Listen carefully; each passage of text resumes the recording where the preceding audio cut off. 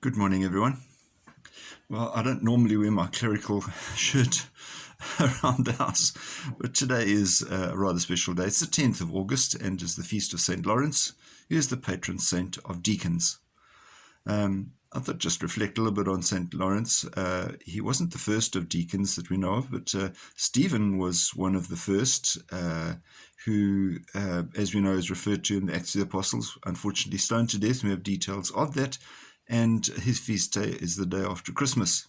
But St. Lawrence is a man who also showed leadership and a lot of solemnity and seriousness about the job that he did, and was also unfortunately died a martyr's death. The thing about deacons, the word deacon comes from diakonia, which basically means servant. So deacons are put in place to serve. And of course, we acknowledge that there are lots of different kinds of service that can be done, and that's one of the great joys of different charisms that we have in the church. Some deacons are more heavily involved in everyday work. Most deacons are actually working and are only able to participate as much as they can on a part-time basis.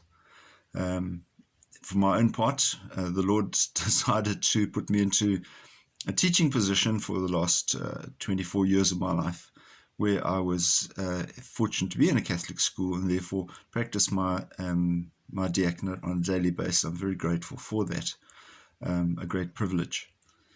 But the gospel today is from the Gospel of John, chapter 12, says, "Wherever I am, my servant will be there too." And it's not just a question of the Lord saying, "Wherever I am, that you'll be," but wherever I'm really there, wherever I'm fully present, then my servant will be there too. So it's not just a question of saying, okay, now it's up to the servants, but we need to recognize our own service in our own way if the Lord is present in our lives.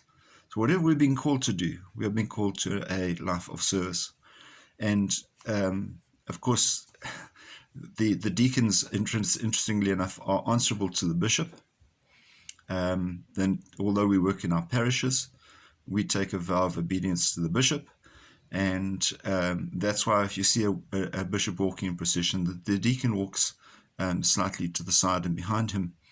That is because he is there as the servant to the bishop. And the formal title of the Pope, in fact, is the servant of the servants of people of God. So the Pope himself is also a servant.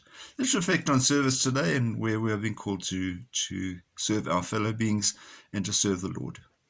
So have a wonderful day, and may God keep you safe. God bless. Bye-bye.